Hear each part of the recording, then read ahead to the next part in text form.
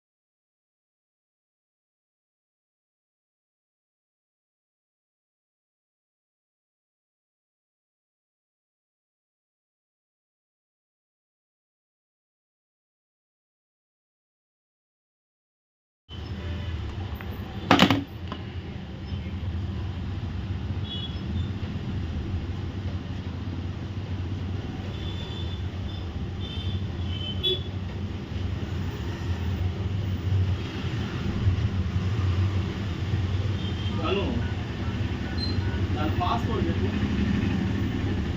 OTP నాకు పెట్టి WhatsApp clean చేసింది ఇంటర్ క్లాస్ ఎవరు నేను ఇచ్చినా కదా నాకు 10 క్లాస్ చేసి